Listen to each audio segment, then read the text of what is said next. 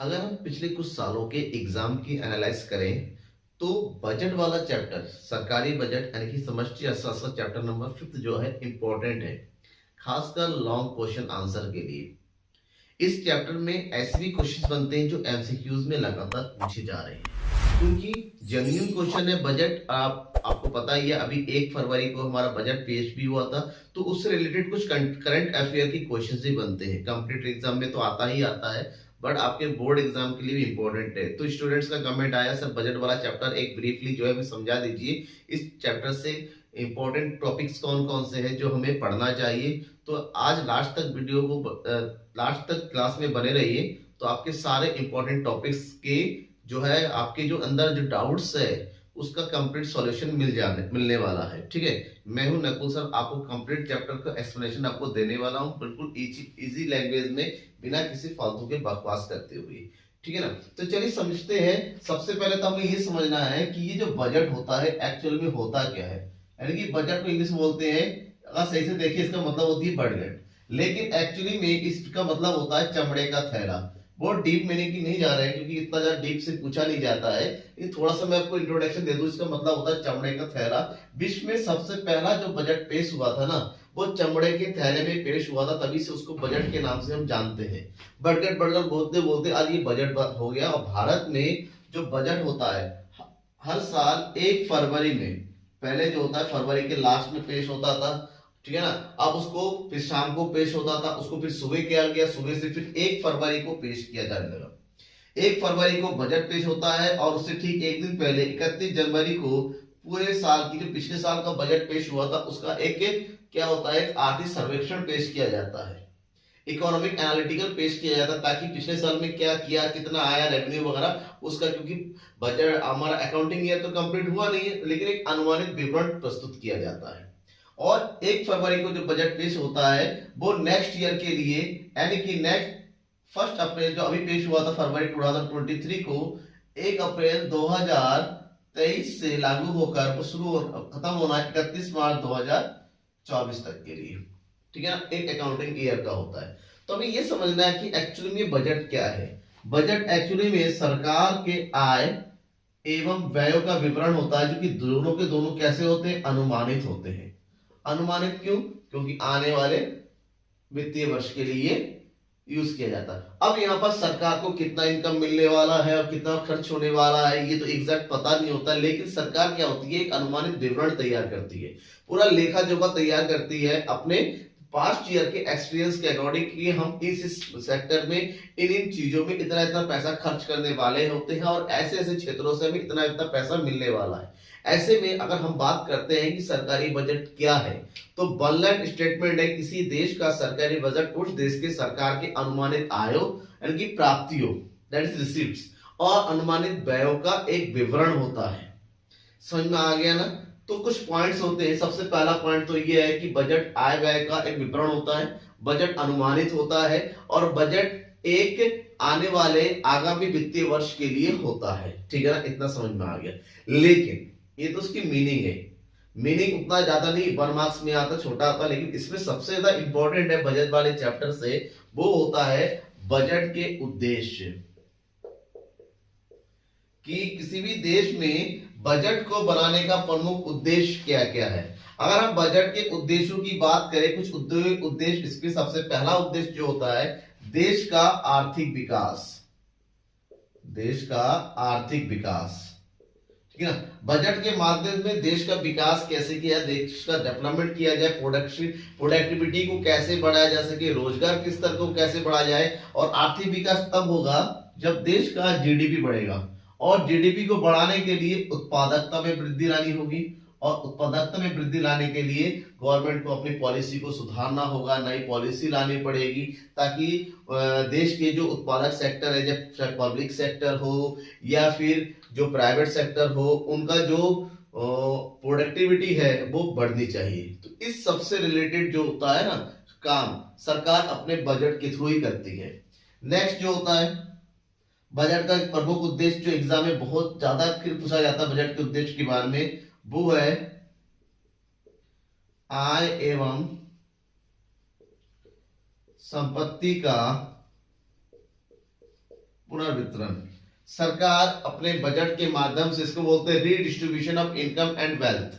सरकार अपने बजट के थ्रू आय और संपत्ति का पुनर्वितरण करती है। अब कहने का मतलब ये कि लोगों से सारे उनकी इनकम को जमा करके फिर बांटती है, ऐसा नहीं है। सरकार अपने बजट के माध्यम से टैक्स से रिलेटेड काम करती है। इसका मतलब ये होता है कि जो अमीर लोग हैं, जिनकी इनकम बहुत ज्यादा है, उन पर टैक्स को क्या किया जाता है, बढ़ाया जाता है। और जिनकी इनकम कम है या फिर जो गरीब की कैटेगरी में आते हैं, उन पर टैक्स जो होता है वो क्या कर दिया जाता है, घटाया जाता है, या फिर उन पर टैक्स जो है शून्य किया जाता है। अभी इस साल का बजट आपने देखा कि इसमें किया गया है कि 7 लाख तक की जो इनकम है वो 0% टैक्स की कैटेगरी में आती है। यानी कि लोगों के बीच में असमानता जो होती है, जो टैक्स गैप होता है, क्योंकि आप अपने इनकम का एक पार्ट टैक्स देते हैं, आपको बचेगा क्या, उस चीज को कम करने का काम कौन करता है, बजट कहते हैं, ताकि अमीर और गरीब के बीच का जो दायरा होता है वो क्या हो जाए, धीरे धीरे कम हो जाए। राइट, ये इसका एक प्रमुख काम है। तीसरा होता है संसाधनों का समान वितरण। सरकार अपने बजट के माध्यम से देश की जो संसाधन है, देश के जो साधन होते हैं, जो मीन्स है, जो फैक्टर्स है, उसको एक इक्विटेबल डिस्ट्रीब्यूशन का काम करती है। एक समान तरीके से लोगों में बांटे। लोगों में बांटने का मतलब होता है, देश में देखिए, देश में जो है उत्पादन के जो सेक्टर होते हैं ना, बेसिकली हमने ये देखा है कि उन राज्यों में ज्यादा उत्पादन के सेक्टर लगे हुए हैं जहां पर पहले से राज्य अच्छी हालत में है। जो गरीब क्षेत्र होते हैं वहां पर जो फैक्ट्रियां कम है, वहां पर के रोजगार के साधन कम होते हैं, वहां पर बिजनेस में लोग अपना बिजनेस कम डालते हैं। ऐसे में उन क्षेत्रों का विकास नहीं हो पाता है। तो सरकार अपने बजट के माध्यम से जो पिछड़े क्षेत्र है, पिछड़े राज्य है, उन राज्यों का विकास करने के लिए संसाधनों को वहां पर ज्यादा जो है इन्वेस्ट करती है, ताकि जो उत्पादक है उन क्षेत्रों में जाए, उत्पादन प्रक्रिया करे और उन क्षेत्रों का भी विकास हो। तो ये सब काम जो होता है बजट के थ्रू ही किया जाता है। ठीक है ना, समझ में आ गया।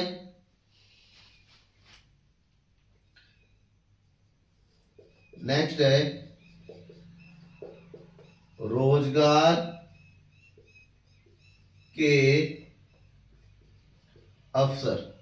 सरकार अपने बजट के थ्रू देश में रोजगार के नए अवसरों को सृजित करने का काम करती है, चाहे वो किसी भी इंफ्रास्ट्रक्चर को डेवलप करके करे या फिर नई कंपनियों को डेवलप करे, चाहे वो सरकारी कंपनी हो चाहे वो प्राइवेट कंपनी हो, कैसे भी हो, या फिर सरकार अपने बजट के थ्रू अपने जो है सरकारी बजट, सरकारी व्ययों को बढ़ाती है, जिसको पब्लिक एक्सपेंडिचर के नाम से हम जानते हैं, सार्वजनिक व्यय के नाम से जानते हैं, ताकि सड़कों का निर्माण हो, चाहे हम दूसरे कंस्ट्रक्शन वर्क हो, चाहे किसी भी तरीके से हो, ताकि लोगों को ज्यादा से ज्यादा रोजगार मिले।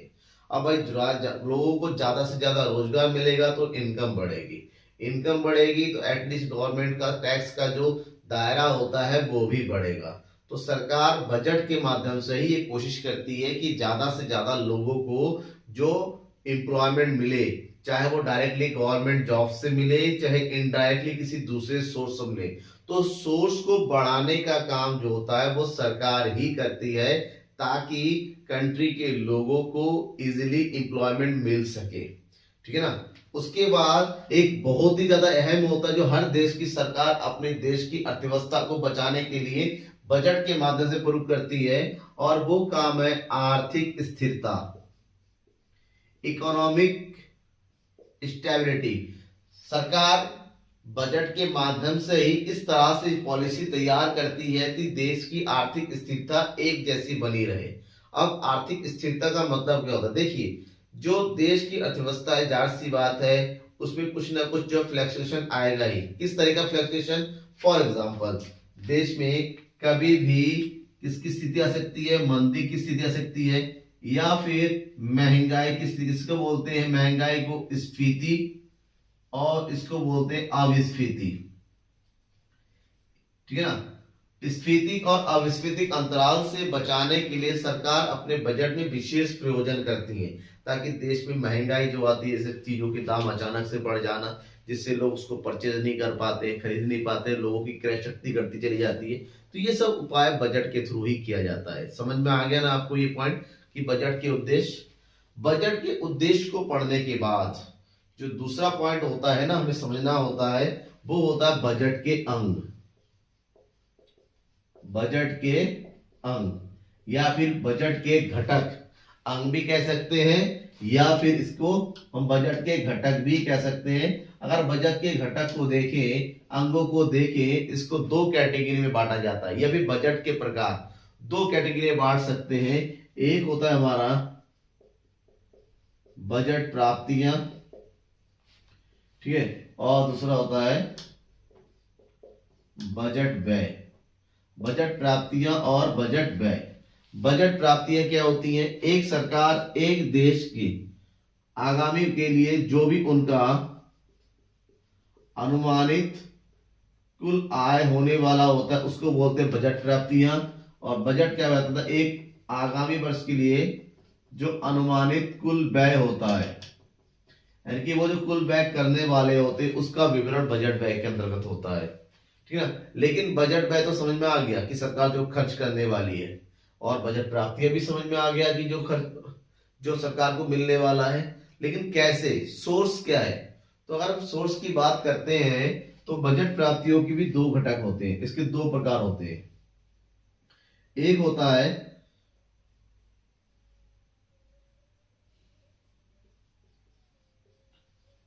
राजस्व प्राप्तियां और दूसरा है पूंजीगत प्राप्तियां। सेम है, अनुमानित जो व्यय होते हैं उसकी भी दो, एक होता है आपका राजस्व व्यय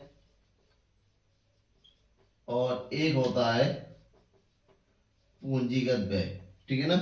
हमें क्या है, इनके बारे में समझना है, क्योंकि बजट के अंगों के बारे में कंप्लीट इतना लंबा नहीं पूछ के ये कहा जाता है कि राजस्व प्राप्तियां, राजस्व व्यय क्या होता है, राजस्व प्राप्तियां राजस्व व्यय में अंतर बताइए, सरकार के बजट प्राप्तियों को बताइए। कुछ भी क्वेश्चन पूछा जा सकता है इससे रिलेटेड, आपको उसकी तैयार, चाहे अंतर पूछे चाहे अर्थ पूछे, आपको पता होना चाहिए। अब ये है क्या, थोड़ा सा इसके बारे में भी हम डिटेल में जान लेते हैं। तो बजट के अंगों में सबसे शुरुआत करते हैं पहले राजस्व प्राप्तियों से। राजस्व प्राप्तियां बजट प्राप्तियों का एक प्रकार है। बजट प्राप्तियां दो प्रकार की होती है, जैसे कि हमने देख लिया, राजस्व प्राप्तियां, पूंजीगत प्राप्तियां, दोनों ही अलग अलग होती हैं। सबसे पहले अगर राजस्व प्राप्तियों की बात करें तो हमें समझना होगा कि राजस्व प्राप्तियों से आप क्या समझते हैं। राजस्व प्राप्तियां होती क्या है? राजस्व प्राप्तियां सरकार की वे प्राप्तियां होती हैं जिससे सरकार की संपत्तियों या सरकार के दायित्वों में कोई परिवर्तन नहीं होता है। कोई परिवर्तन नहीं होता, मतलब ऐसे सरकार की ऐसी प्राप्तियां जिसको प्राप्त करके सरकार को मिलती है तो उस सरकार की संपत्तियों में और दायित्वों में परिवर्तन नहीं होता। कैसे? तो ये वे प्राप्तियां हैं जिससे सरकार की संपत्तियां कम नहीं होती, या फिर दूसरा हम कह सकते हैं सरकार के दायित्वों में, दायित्व मतलब लायबिलिटी यानी कर्जा, दायित्वों में वृद्धि नहीं होती। तो ऐसे प्राप्तियों को, ऐसे इनकम को क्या बोलते हैं?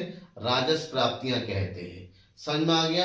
अब राजस्व प्राप्तियां नॉर्मली सरकार के नॉर्मल फंक्शन से आती हैं, क्योंकि ये ना ही हम अपनी प्रॉपर्टी को बेचते हैं ना ही कहीं से कर्जा लेते हैं, तो नॉर्मल फंक्शन से आता है। तो सरकार की ये जो राजस्व प्राप्तियां होती है ना, ये भी दो प्रकार की होती हैं। हमें समझना पड़ेगा कि राजस्व सरकार की राजस्व प्राप्तियां भी दो प्रकार की होती हैं। एक होता है कर प्राप्तियां, जिसको बोलते हैं टैक्स रिसीप्ट्स, और दूसरा है आपका गैर कर प्राप्तियां। गैर कर प्राप्तियां, और इंग्लिश में बोलते हैं इसको नॉन टैक्स रिसीप्ट्स, ठीक है। ये करेतर, गैर कर को जो है करेतर भी बोला जाता है, हमें कभी कंफ्यूज ना रहे। करेतर प्राप्तियां यानी कि कर के अलावा मिलने वाली प्राप्तियां। अब यहां पर समझना है कि जो कर है, ये जो टैक्स है, वो है क्या। एक्चुअली में हमें टैक्स के कॉन्सेप्ट को समझना पड़ेगा कि टैक्स क्या होता है। किसी भी देश में या फिर कोई भी कहीं पर भी टैक्स का मतलब होता है एक तरीके का एक अनिवार्य भुगतान होता है जो देश के नागरिकों को सरकार को करना ही पड़ता है। समझ में आ गया? मतलब ऐसा भुगतान जो देश के नागरिकों को अपनी सरकार के लिए करना ही पड़ता है, वो इसको मना नहीं कर सकता और ये भी नहीं कह सकता कि भाई इसके बदले में हमें कोई एक्स्ट्रा बेनिफिट्स दीजिए। मतलब ये जो है बिना किसी मोल भाव के, बिना किसी आपकी अतिरिक्त लाभ की प्राप्ति के आप करें। यहां पर किसी भी तरीका ऐसा कोई रिटर्न नहीं मिलता आपको। सरकार अपने सरकार ने आपके ऊपर लगाया है तो आपको पेमेंट करना ही पड़ेगा। तो एग्जाम में क्वेश्चन आता है सरकार कर किसे कहते हैं, कर की विशेषताओं के बारे में बताइए। तो समझ लीजिए कर किसे कहते हैं। कर वह अनिवार्य भुगतान है जो देश के नागरिकों के द्वारा अपने सरकार को करना ही पड़ता है। कर के बदले में किसी को भी कोई विशिष्ट सेवा की प्राप्ति नहीं होती है। नंबर इसकी विशेषताओं की बात करें, विशेषताओं में नंबर 1 आप क्या लिख सकते हैं? नंबर 1 आपका हो सकता है कर एक अनिवार्य भुगतान है। फर्स्ट पॉइंट समझ में रखिएगा, चाहो तो नोट करके लिखिए आप लोग। नंबर 2 कर अनिवार्य भुगतान हो गया, कर के बदले में किसी भी प्रकार की विशिष्ट सेवा का भुगतान नहीं होता है। नंबर 3 कर का प्रयोग सरकार के द्वारा देश की आर्थिक विकास के लिए किया जाता है। तो ये 3 पॉइंट इसके बाद में लिख दीजिए तो इनफ है। अब हम आगे बढ़ते हैं। कर ये जो कर होता है ना, जो टैक्स होता है, ये कर भी कई तरह के होते हैं। बेसिकली मैं आपको 2 ही टाइप बताने वाला हूं जो एग्जाम में सबसे ज्यादा पूछा जाता है। दैट इज प्रत्यक्ष कर और दूसरा होता है आपका अप्रत्यक्ष कर। अप्रत्यक्ष कर और प्रत्यक्ष कर। प्रत्यक्ष कर को इंग्लिश में बोलते हैं डायरेक्ट इनकम और अप्रत्यक्ष को बोलते हैं इनडायरेक्ट इनकम। समझना पड़ेगा क्योंकि इनके बारे में डिफरेंशिएट भी पूछा जाता है कि दोनों में अंतर बताइए। तो अगर हम जो है प्रत्यक्ष कर की बात करते हैं, डायरेक्ट इनकम की, डायरेक्ट टैक्स की बात करते हैं, तो प्रत्यक्ष कर वो कर होता है जो जिस व्यक्ति पर लगाया जाता है, यानी कि कर भार जिस व्यक्ति पर पड़ता है, कर का भुगतान भी वही खुद करता है, वो उसको ट्रांसफर नहीं कर सकता। मान लीजिए मैं इनकम करता हूं, मेरे इनकम पर टैक्स लगाया गया है, तो ये प्रत्यक्ष कर गया कि मेरे इनकम पर लगाया गया है तो मुझे ही टैक्स करना पड़ेगा, भुगतान करना पड़ेगा। मैं ये नहीं कह सकता भाई पड़ोसी से ले लो या उससे ले लो, उससे ले लो, वो दे देगा मेरे बदले में, ऐसा नहीं। ऐसे टैक्स जिस पर लगाया जाता है उसी को भुगतान करना पड़ता है, उसको प्रत्यक्ष कर कहते हैं। जबकि अप्रत्यक्ष कर वो कर होता है कि जिस व्यक्ति पर लगाया जाता है एक्चुअली में वो उसका भुगतान ना करके वो किसी और पर हस्तांतरित कर सकता है। मतलब ये हस्तांतरीय कर होता है। कारोबार किसी और पर भुगतान कोई और करता है, इसका मतलब यहां पर 2 व्यक्ति आ जाते हैं। तो बात आती है दोनों की एग्जाम्पल की कि इसमें क्या क्या एग्जाम्पल हो सकते हैं। अगर हम एग्जाम्पल करें प्रत्यक्ष करके, इसमें सबसे इजी एग्जाम्पल है आयकर, जिसको हम इनकम टैक्स जानते हैं। दूसरा होता है संपत्ति कर, आपके पास संपत्ति है। तीसरा है निगम कर और चौथा है उपहार कर। आप इनके बारे में याद करके रखिएगा, इस एग्जाम्पल को समझ के रखिएगा। प्रत्यक्ष कर जिसको हम टाल सकते हैं, जिसमें भारत का सबसे बड़ा जो टैक्स होता है ना अप्रत्यक्ष कर, वो है जीएसटी। आपने सुना ही होगा इसके बारे में, goods and service tax, GST हो गया, ठीक है ना। इसके अलावा सीमा शुल्क हो गया, ठीक है ना, ये भी इनडायरेक्ट टैक्स है। पहले के जमाने में लगता था VAT, VAT, value added tax, ये भी इनडायरेक्ट टैक्स है। इसके अलावा एक्साइज ड्यूटी है, एक्साइज ड्यूटी, ठीक है ना, ये भी एक इनडायरेक्ट टैक्स होता है जो वस्तु और सेवाओं पर लगाया जाता है, ठीक है ना। तो ये सरकार की कर से प्राप्तियां हो गई। अब दूसरी प्राप्तियां होती हैं गैर कर प्राप्तियां। कर के अलावा दूसरे का सोर्स होता है गवर्नमेंट का, जिससे गवर्नमेंट को इनकम मिलती है, बिल्कुल होता है, ठीक है ना। जो गैर कर प्राप्ति का मतलब होता है जो सरकार को दिए गए सेवा या फिर किसी दूसरे कार्य, जैसे सरकार की कंपनियां हो गई, सरकारी कंपनी हो गई, सरकारी बैंक है, सरकारी हॉस्पिटल है, सरकारी स्कूल है, सरकारी दूसरे डिपार्टमेंट्स है, सरकारी जो होता है फील्ड होता है, सरकारी स्टेडियम होता है, सरकारी जमीन होती है, इन सब के बदले में भी सरकार को अच्छी खासी रिटर्न मिल जाती है। तो गैर कर प्राप्तियों में बात करें, जैसे सरकार को मिलने वाले विभिन्न तरीके की फीस, सरकार के द्वारा वसूला जाने वाला जुर्माना या फिर फाइन, जैसे बिना हेलमेट के चलते हैं, पुलिस ने पकड़ दिया, चालान काट दिया, कहां जाता है पैसा? सरकार को जाता है। ठीक है ना। सरकार के जो विभिन्न निगम है, निगमों से प्राप्त लाभांश, वहां से उनको जो प्रॉफिट मिलता है वो भी सरकार की जो करेक्टर प्राप्तियां हैं। एस्टेट, अब एस्टेट समझते क्या होता है, कोई मर गया और उसकी प्रॉपर्टी पर दावा करने वाला कोई नहीं हुआ, तो एट लीस्ट एक टाइम के बाद लगभग 7 साल का टाइम होता है जब कोई दावा नहीं करता है, वो ऑटोमेटिक सरकार के जो है खाते में, कहीं पर झगड़ा हो गया प्रॉपर्टी के लिए, कोई जीत नहीं रहा है, तो सुप्रीम कोर्ट ने किया, कोई भी कोर्ट ने इसको गवर्नमेंट के हाथों में ट्रांसफर कर दिया, तो ये सब सरकार की संपत्तियां बन जाती है और सरकार को उससे अच्छी खासी इनकम होती है। तो ये बेसिकली राजस्व प्राप्तियां होती है, आपको समझना होगा। देखिए ये ऐसी प्राप्तियां हैं जिसका संबंध एसेट से या लायबिलिटी से बिल्कुल नहीं है। ठीक है, अगर हम आगे बढ़ते हैं, नेक्स्ट क्या है, पूंजीगत प्राप्तियां। पूंजीगत प्राप्तियों के बारे में भी पढ़ लेते हैं। ओके, पूंजीगत प्राप्तियां क्या होती है? अगर आप पूंजीगत प्राप्तियों की अगर बात करते हैं तो पूंजीगत प्राप्तियां सरकार की वे प्राप्तियां होती हैं जिससे सरकार की संपत्तियों यानी कि प्रॉपर्टियों एवं सरकार के दायित्व प्रभावित होती है, दायित्व को क्या करती है, प्रभावित करती है। इसका मतलब ये हुआ कि अगर हम सिंगल लाइन में समझना चाहें इसके बारे में अच्छे से, पूंजीगत प्राप्तियां किसे कहते हैं? सरकार की वे प्राप्तियां जिससे सरकार की संपत्तियां या तो कम होती है या फिर सरकार के जो दायित्व होते हैं, जो लायबिलिटी, जो कर्जे हैं, दायित्व क्या होते हैं, बढ़ते हैं। यह मतलब क्या होता है, सरकार अपनी प्रॉपर्टी को बेचती है, सरकार अपने शेयर्स को बेचती है, या फिर सरकार जो है बारोइंग करती, उधार लेती है। ठीक है ना, ऐसे प्राप्तियों को हम पूंजीगत प्राप्तियों के नाम से जानते हैं। अब ये जो पूंजीगत प्राप्तियां होती हैं वो 3 तरीके की होती है, 3 तरीके की प्राप्तियां होती है। ठीक है ना, कौन कौन सी होती है? नंबर 1 प्राप्तियां होती है, इसको बोलते हैं हम ऋणों की वसूली, इंग्लिश में बोलते हैं recovery of loans. Recovery of loans क्या है अभी बताता हूं।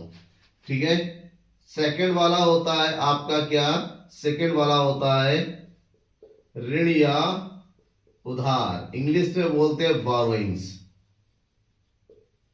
एंड थर्ड वन होता है विनिवेश। विनिवेश, अभी सरकार ने बजट बनाया था, उसे विनिवेश के जुड़े कि 8,000 करोड़ रुपए, 8,000 करोड़ रुपए के लगभग का टारगेट उसने चुना चाहा, तो आगे हो सकता है कि बहुत बड़ा टारगेट की सरकार चाहती है विनिवेश करे। अब विनिवेश होता है क्या, उसके बारे में भी हम थोड़ा बात करेंगे। इसको बोलते हैं डिसइन्वेस्टमेंट, डिसइन्वेस्टमेंट। ठीक है, अब 3 तरीके की इसमें होती है, 3 टाइप्स होते हैं पूंजीगत प्राप्तियां। अब देखिए, पूंजीगत प्राप्ति का सीधा मतलब मैंने बताया, जिससे सरकार की या तो संपत्तियां कम होनी चाहिए या सरकार के दायित्व बढ़ने चाहिए। दायित्व मतलब लायबिलिटी बढ़नी चाहिए, कर्जे बढ़ने चाहिए। पहला पॉइंट है ऋणों की वसूली। अब जाहिर सी बात है, सरकार अपने काम को करने के लिए लोन लेती है, तो जाहिर सी बात है देती भी होंगी, तो सरकार देश के राज्यों को या फिर पड़ोसी देशों को भी उस कर्जे में कर्जा देती है। तो जब उनसे उस कर्जे की वसूली होती है, कर्जा वापस आ जाता है, पैसे रिटर्न में मिल जाते हैं, तो उसे ऋणों की वसूली कहते हैं। यहां पर क्या होता है, क्योंकि हमने अगर किसी को लोन दिया ना, तो वो हमारे लिए क्या बन जाती है, संपत्ति बन जाती है, प्रॉपर्टी होती है। अब अगर वो प्रॉपर्टी अगर हमारे पास वापस आ रही है, तो संपत्तियां क्या होती है, कम होती है, और संपत्तियां कम होना ही वो क्या होती है, पूंजीगत प्राप्तियां, लेकिन इनकम तो हुई। सेकंड है ऋण, उधार। सरकार अपने खर्चे को बढ़ाने के लिए, उसको पूरा करने के लिए अलग अलग देशों से या आरबीआई से या फिर दूसरे फाइनेंशियल इंस्टीट्यूट से क्या लेती है, उधार लेती है, ऋण लेती है। ऋण लेने से क्या होता है, आप सबको पता है, हमारी लायबिलिटी बढ़ती है, लायबिलिटी का बढ़ना पूंजीगत प्राप्तियां हैं। तीसरा है विनिवेश, बहुत ही ज्यादा इंपॉर्टेंट है। आजकल की सरकार, हमारी जो सरकार है देश की, वो विनिवेश पर बहुत ज्यादा जोर दे रखी है।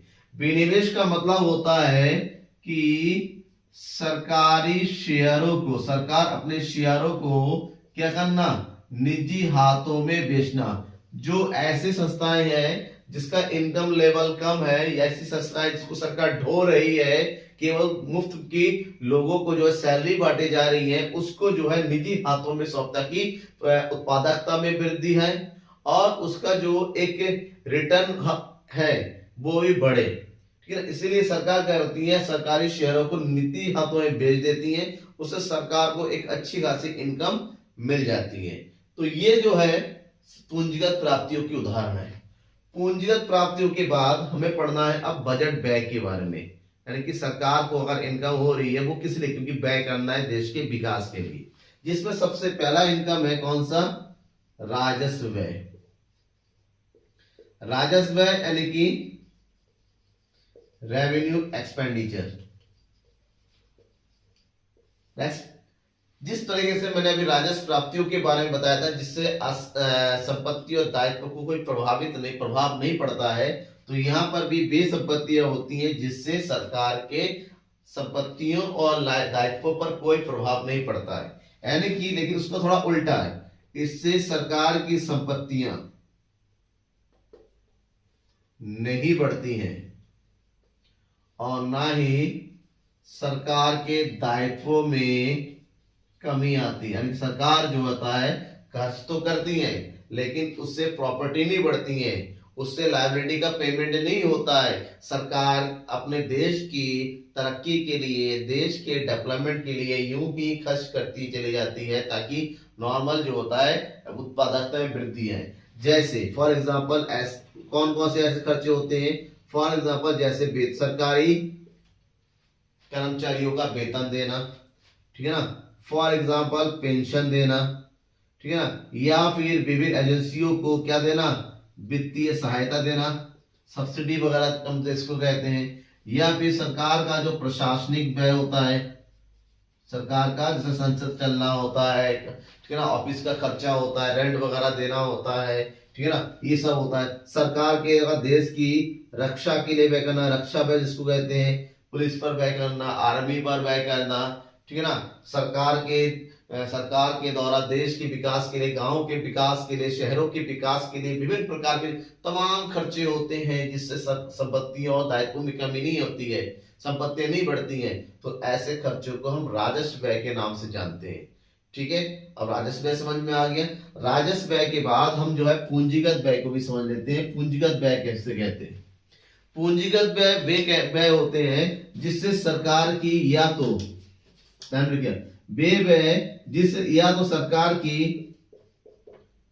संपत्तियां बढ़ती हैं या फिर सरकार के दायित्वों में क्या होती है, कमी होती है। संपत्तियों बढ़ने का मतलब होता है कि ऐसे व्यय होते हैं जो सरकार की प्रॉपर्टी को बढ़ाए। फॉर एग्जांपल अगर हाईवे बनवाया, बनाया गया तो हाईवे बन के तैयार होगी, प्रॉपर्टी बढ़ी। सरकार ने एक सरकारी कारखाना बनवाया, ठीक है ना, तो सरकार की संपत्तियां बढ़ी, ठीक है ना। सरकार ने पुल बनवाया, प्रॉपर्टी बढ़ी। या फिर सरकार ने क्या किया, सरकार ने अपना लोन का भुगतान कर दिया, जो लोन लिया था, ऋण लिया था, ठीक है ना, जो कैपिटल से उसका पेमेंट कर दिया, तो उससे सरकार के दायित्वों में कमी आती है। तो इस तरह से जो व्यय होते हैं, सरकार जो होता है दूसरे देशों को लोन देती है, सरकार जो अपने देश के राज्यों के विकास के लिए उनको लोन देती है, इस तरह के व्ययों को हम क्या बोलते हैं, पूंजीगत व्यय कहते हैं। समझ में आ गया ना। ये आपके देश की सरकार यानी कि आपकी बजट के पोर्शन का सबसे इंपॉर्टेंट हिस्सा है जो आपके एग्जाम में लगातार पूछा जाता है। ठीक है, अब हमें पढ़ना है बजट के प्रकार के बारे में। टाइप्स ऑफ बजट, बजट कितने प्रकार के होते हैं। बजट के अगर प्रकार की बात करें तो बजट को दो प्रकार में बांटा जाता है। दो तरीके के बजट होते हैं। बजट कौन कौन से होता है? एक होता है आपका संतुलित बजट, ठीक है, संतुलित बजट, और दूसरा होता है असंतुलित बजट। असंतुलित बजट बिल्कुल सिंपल सा कॉन्सेप्ट है, समझ के रखिएगा। संतुलित बजट किसे बोलते हैं? संतुलित बजट वो बजट होता है जहां पर सरकार की बजट प्राप्तियां सरकार के बजट व्यय के बराबर होते हैं। ऐसे बजट को हम संतुलित बजट के नाम से जानते हैं। ठीक है ना। और ध्यान रखिएगा, विश्व के बहुत ही कम देश ऐसे होते हैं जो संतुलित बजट को बनाती हैं, क्योंकि यहाँ पर प्राप्तियां और व्यय दोनों बराबर होती। ऐसे में रोजगार के उत्पादन के नए अवसर का सृजन नहीं हो पाता है। बेसिकली ये बजट देश के पूरे विश्व के जो विकसित देश है, कभी कभार वो लोग बनाते हैं, बेसिकली वो लोग भी ध्यान नहीं देते इस पर, उनके थ्रू बनाया जाता है, क्योंकि यहाँ पर जितना आया उतना ही लगाया गया। डेवलपमेंट के लिए कोई नया इन्वेस्टमेंट यहाँ पर नहीं होता है। सरकार के व्यय नहीं बढ़ते हैं, ठीक है ना। तो ऐसे बजट को हम संतुलित बजट के नाम से जानते हैं। दूसरा होता है असंतुलित बजट, ऐसे बजट जहां पर सरकार की प्राप्तियां और सरकार के जो व्यय होते हैं, बजट व्यय, वो दोनों बराबर नहीं होते हैं। यानी कि ऐसा बजट जहां पर प्राप्ति और व्यय आपस में बराबर नहीं होते, ऐसे बजट को हम असंतुलित बजट के नाम से जानते हैं। और असंतुलन दो तरीके से होते हैं, यानी कि असंतुलित बजट भी दो प्रकार का होता है, ठीक है ना। सबसे प्यारा बजट है आधिक का बजट, आधिक बजट, और आधिक बजट को इंग्लिश में हम बोलते हैं सरप्लस बजट, ठीक है, सरप्लस बजट। और दूसरा होता है घाटे का बजट, घाटे का बजट, और इसको बोलते हैं हम डिफिसिट बजट, डिफिसिट बजट, ठीक है। अब दोनों को समझिए। आधिक बजट वो बजट होता है, एक ऐसी स्थिति होती है बजट की, एक ऐसा बजट होता है जहां पर सरकार की प्राप्तियां जो होती है, सरकार की प्राप्तियां ज्यादा होती हैं और सरकार के व्यय कम होते हैं। मतलब मान लीजिए सरकार ने अपने टैक्स वगैरह दे के अपने अलग अलग सोर्सेस से जो है 1100 रुपए कमाया, तो उसका व्यय केवल 1000 रुपए होता है। तो ऐसे में सरकार के पास 100 रुपए बचे, इसको बोलते हैं लाभ का बजट। सरकार का काम लाभ कमाना नहीं होता है, तो इसी कारण सरकार आधिक का बजट तो कभी नहीं बनाती है कोई भी देश।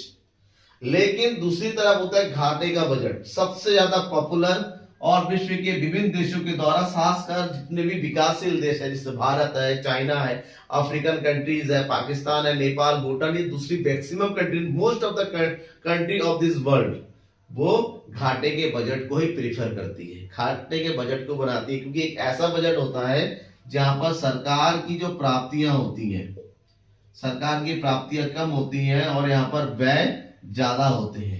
और व्यय इसलिए ज्यादा होते हैं क्योंकि देश के विकास के लिए सरकार को एक्स्ट्रा पैसा डालना पड़ता है इकोनॉमी में, ताकि उत्पादन के स्तर में, ताकि जो है रोजगार के अवसर के स्तर में वृद्धि हो सके। बेसिकली भारत जैसे कंट्री में यही कर, अगर पूछा जाए ना आपकी इकोनॉमिक्स में क्वेश्चन आता है घाटे का बजट कौन से देश के द्वारा बनाया जाता है, विकसित देश, विकासशील देश, ठीक है ना, या फिर मेट्रो सिटी कंट्रीज, तो आंसर आएगा विकासशील देश। भारत जैसे देश के द्वारा घाटे का बजट बनाया जाता है। अब घाटे के बजट से ही निकला हुआ है, क्योंकि यहाँ पर प्राप्तियां कम होती हैं, व्यय ज्यादा होता है, तो यहीं से एक टॉपिक निकला है आपका बजट घाटा, बजट घाटा, ठीक है ना, बजट डिफिसिट। और ये तभी होता है, एक ऐसी स्थिति होती है जहां बजट घाटा का मतलब होता है, ये बजट घाटा होता है कि बजट व्यय और बजट प्राप्तियों का अंतर, बजट व्यय माइनस बजट प्राप्तियां। जब बजट व्यय ज्यादा होता है, बजट प्राप्तियां कम होती हैं, उसके बीच का जो अंतर होता है बजट घाटा होता है। समझ में आ गया। बजट घाटा तीन प्रकार के होते हैं, आपको तीनों प्रकार के बारे में समझना है। सबसे पहला इसको बोलते हैं राजस्व घाटा,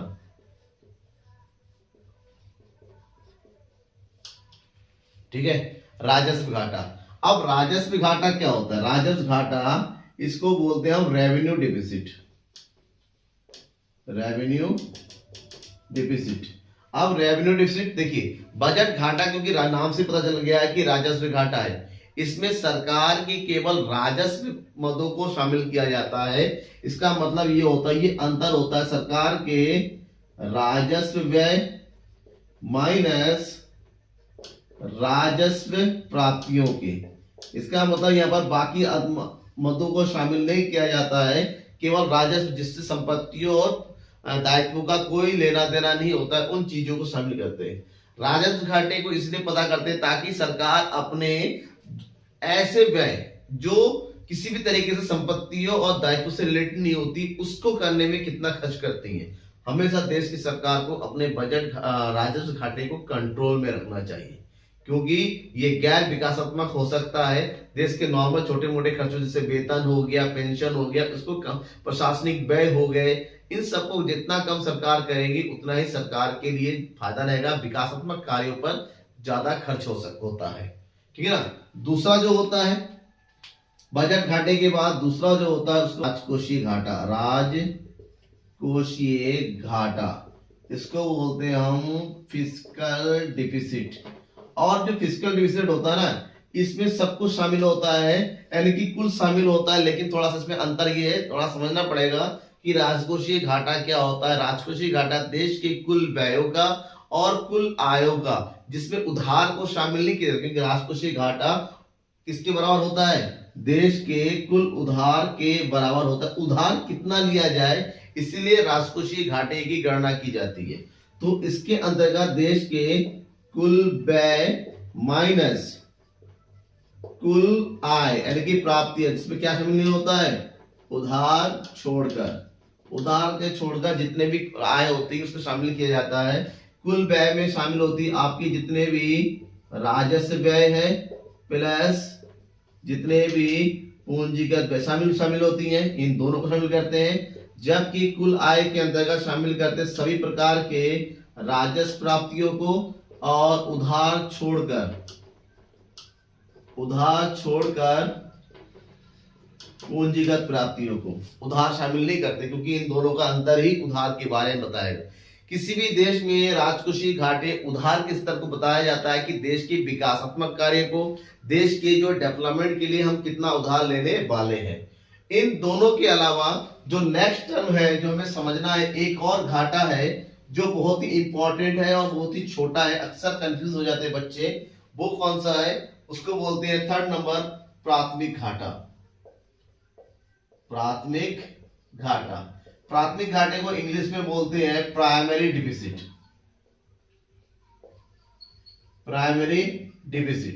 अब प्राइमरी डिफिसिट होता क्या है, एक्चुअली में प्राइमरी डिफिसिट जो अंतर है, किसका अंतर है, जो भी आपका राजकोषीय घाटा है, राजकोषीय घाटे में जो भी ब्याज का भुगतान को माइनस करेंगे तो उसके बाद जो भी अमाउंट बचेगा उसको हम प्राथमिक घाटा कहते हैं। अब ये क्यों कैलकुलेट किया जाता है, सरकार देखती है कि एक्चुअली में जो हम लोन लेने जा रहे, उधार लेने जा रहे हैं, वो जितना हम ब्याज का भुगतान कर रहे हैं उसकी तुलना में कितना प्रतिशत है जो देश के विकास के लिए हम खर्च करने वाले हैं। मान लीजिए राजकोषीय घाटा हो रहा है हमारा 1500 करोड़, और 1500 करोड़ में जो है 700 करोड़ केवल क्या है, ब्याज का भुगतान कर रहे हैं। यानी एक्चुअली में देश के डेवलपमेंट कार्य के लिए कितना करोड़ रुपए का घाटा हो रहा है, 800 करोड़ का। 700 करोड़ तो केवल ब्याज के लिए जा रहा है, और ब्याज का देश के हित में कोई काम ही नहीं होता क्योंकि वो फालतू देना। आपको पता है इस साल का जो बजट पेश हुआ, उस बजट का टोटल हमारा जो इनकम है उसमें से 20% केवल और केवल इंटरेस्ट पे खर्च चला जाएगा। एक इंटरेस्ट एक ऐसी चीज होती है जो कंट्री के डेवलपमेंट पर को कहीं ना कहीं बहुत ज्यादा रोक देती है। मजबूरी भी है क्योंकि सरकार ने लोन ले रखा है, और लोन लिया हुआ है तो इंटरेस्ट तो देना ही पड़ेगा, ठीक है ना। अब बजट को अच्छे से पढ़िए, इस साल का जो 1 फरवरी को बजट अलग अलग अखबारों में आया होगा, तब वो कंप्लीट बजट के बारे में समझ में आया होगा, ठीक है ना। तो इस चैप्टर की ये प्रमुख पॉइंट्स है, और इसके अलावा कोई एक पॉइंट छूटता है तो मुझे जरूर बताइएगा, मैं आपको जरूर एक्सप्लेन कर दूंगा। कैसा लगा आपको आज का वीडियो, कैसी लगी आपको ये क्लास, कोई, ठीक है ना, आपका कॉन्सेप्ट क्लियर हुआ या नहीं हुआ, मुझे जरूर कमेंट बॉक्स में बताइएगा। मुझे आपके कमेंट्स का बहुत ही तहे दिल से इंतजार रहेगा। Thank you everyone, good night. बहुत ही अच्छे से पढ़ते रहिए, बढ़ते रहिए, और डेली की क्लास मेरे साथ जुड़ते रहिए। Thank you.